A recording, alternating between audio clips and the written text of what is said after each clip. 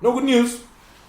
No good news. Boris Johnson is a broke nigga. Broke boy. A broke nigga. You sound like second one.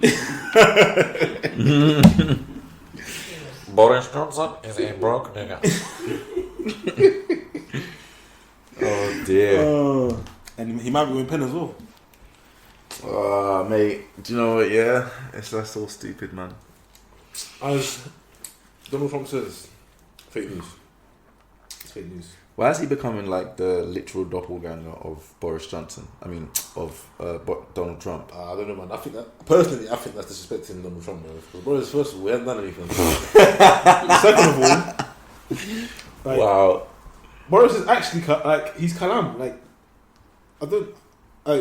No, but Boris is smart. He's book smart, but he's Kalam.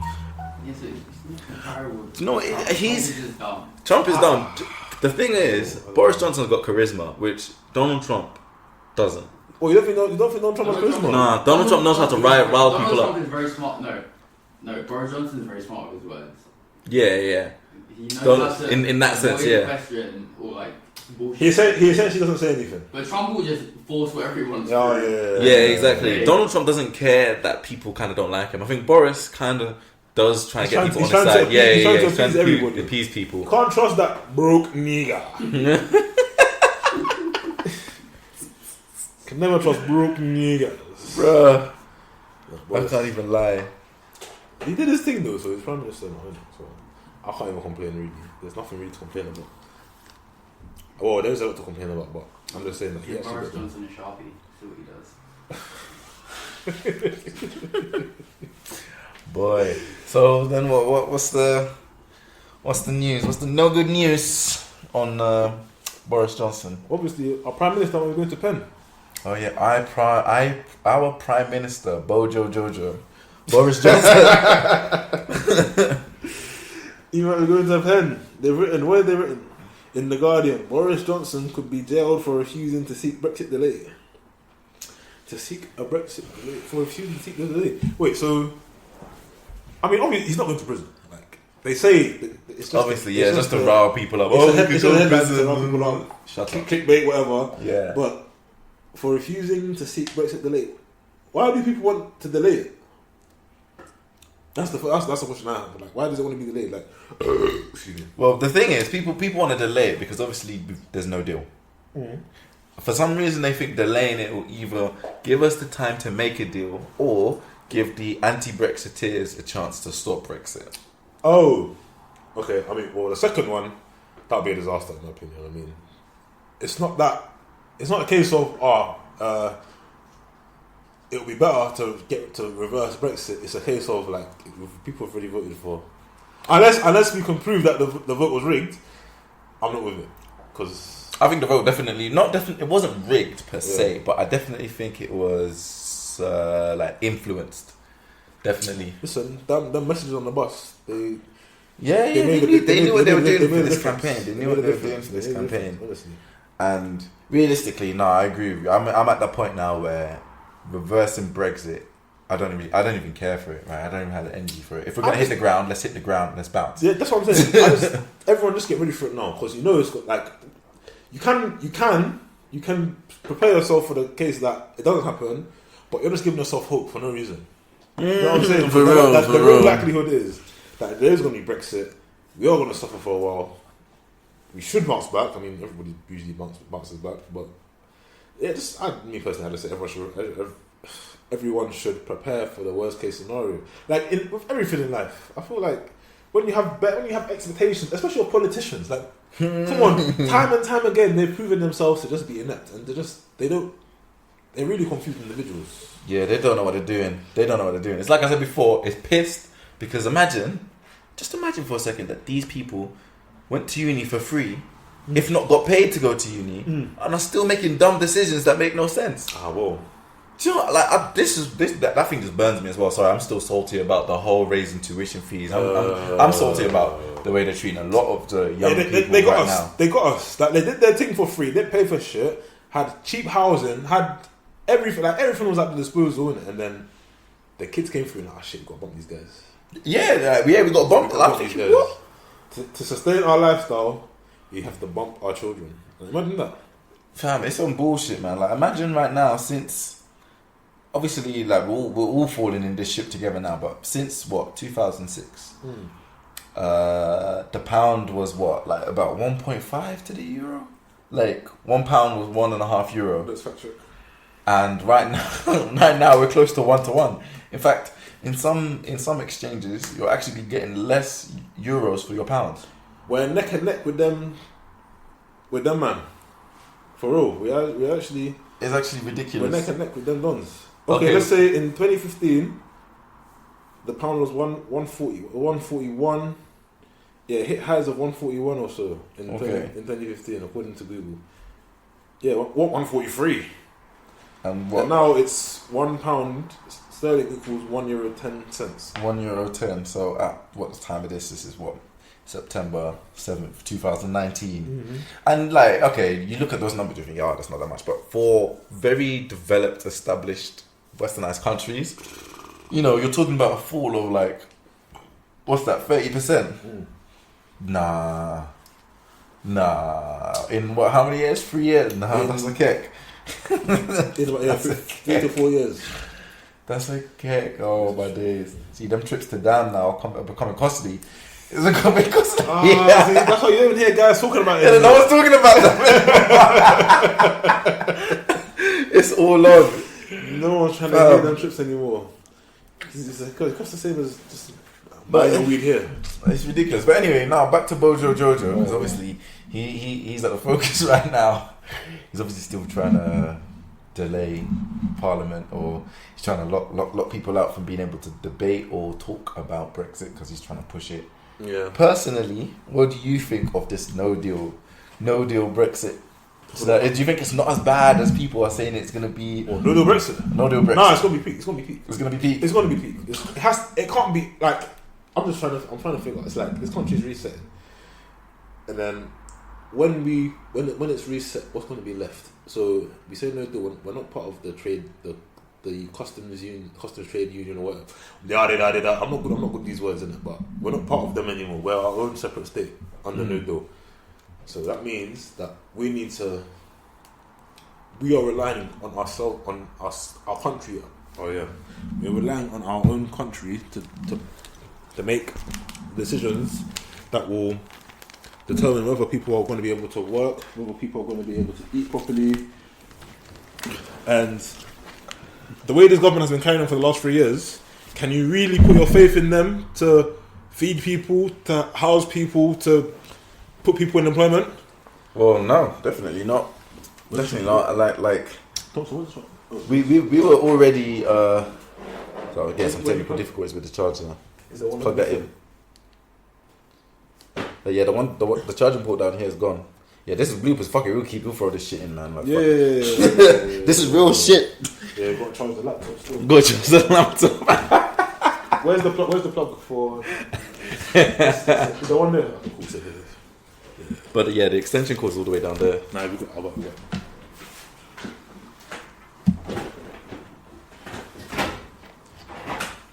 Okay. Equipped. I think that's it. Lovely. Lovely.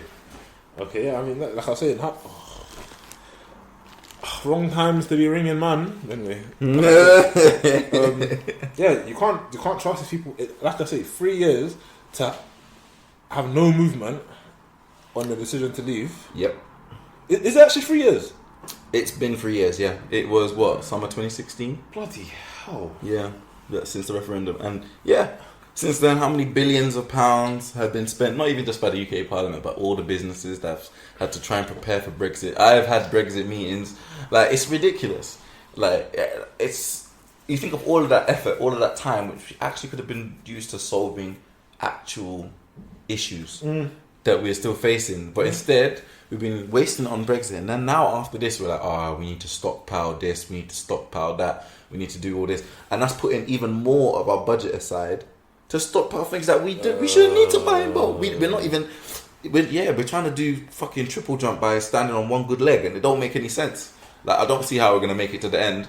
And if we do, I mean, I guess since we're like, a developed country, we can source money from somewhere. Some corrupt fucking Russian. Someone will give us some landlords are gonna give us some money. Yeah. Do you know what I'm saying? So I don't have any fear on that. But in terms of the well-being of the general public, everyone's gonna suffer. People are already suffering now. People already suffering. There's people living on the edge.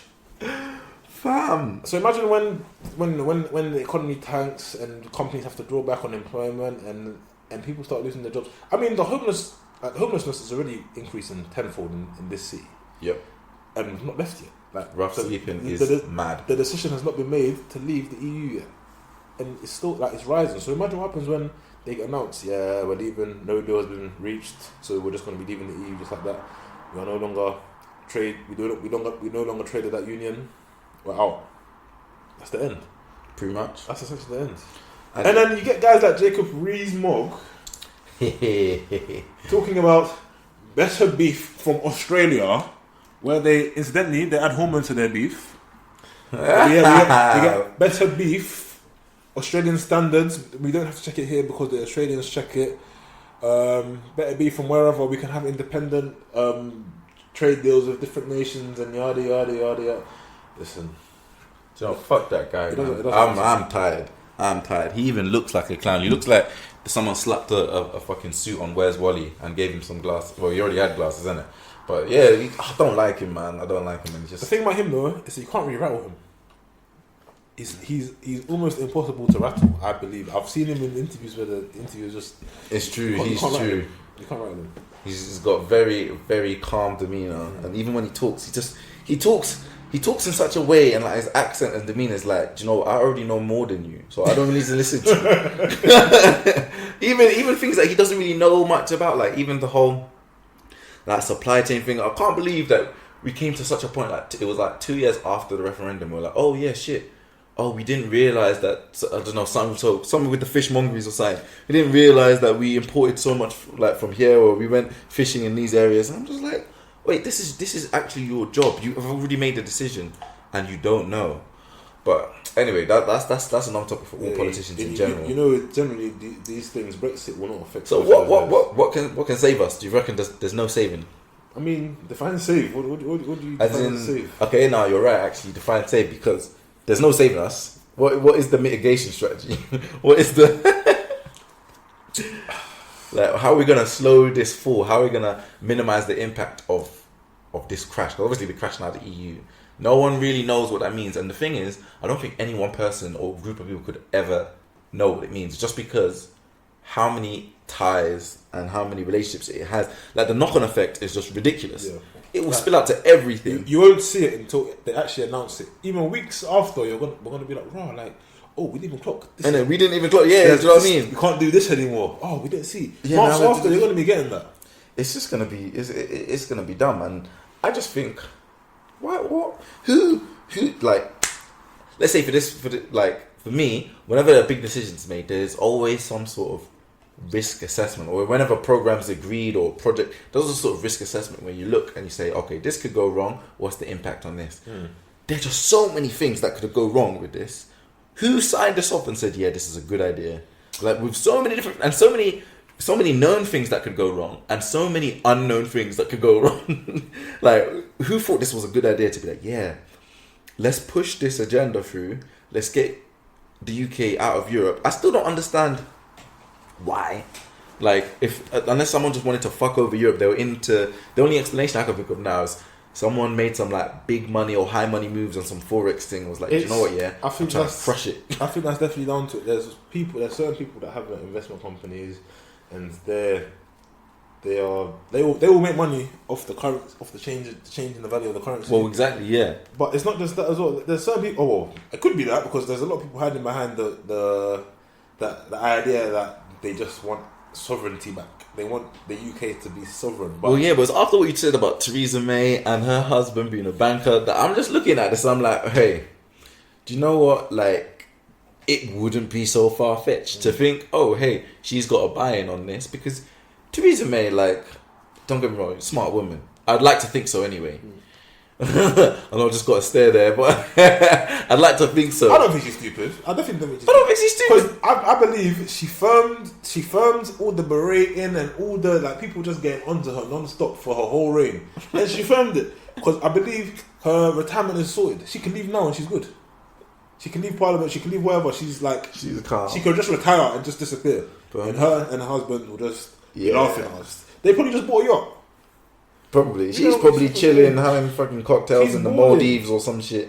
Just not Balling. giving a hell about Brexit. Even though that's basically defined her career. Like, But you know what? Like, sometimes I have to think. She's at that point, she's not a young woman. She's not a spring chicken. let's be real. Yeah. Mrs. May. She's I in the have to call you twilight. Mrs. May now. You're that old. Yeah, she's in the twilight. So Mrs. May was considering, you know what, like, does my legacy really matter? Or should I just live for me? Should I just help my husband stack up the peas, keep delaying this and that and changing and calling for this and that when it really doesn't mean anything, and just sustain so that we can make some money off this and just leave and just stack out? And you know what, more power to her. She made the right decision, because when you don't care about what other people say and you just care about what you believe, that's when things tend to work out for you better, you know. Yeah, I guess you got more clarity, man. You can see what you're doing. She's not blocked about opinions here, opinions there. No, she's. But unfortunately, I think that's the same with Boris. My broke Boris. Broke nigga Boris. He obviously doesn't give a shit. I just want to know what he wants. I want to know what Boris's agenda is. I don't know, but he's been bum licking. Like he's moving like he's bum licking Donald Trump. Like, Oh he's no. tryna- Okay. What you just said there is crucial. I think from that we could sort of determine that the UK is going to be. Remember that TTIP deal, the transatlantic free trade agreement? Oh, whatever, yeah. That they want to leave yeah. America. Maybe this could be back on, but Oh, yeah, in a that'd much larger way. Like our number one ally, we're not linked, we're not aligned. Look, it's just I've just solved it. I've just solved it. Remember there was TTIP, and then everyone was fighting against it. Like if they took it to court, we can't do this. Like the American companies will come here and they'll take over the government and they'll be in charge of everything. And so these guys just said, yeah. Oh really? Like you want to block it? Alright, say no more. We're ducking out. We're leaving. And they left. They managed to leave the EU. They bust it. Do you know what? Yeah. No deal. And no deal. Fuck it. We got this transatlantic whatever the And hell. now we're thing. friends of America. Before you know it, our meat is fake. Look, listen. Imagine. Jacob said that hormonal beef from Australia is calm.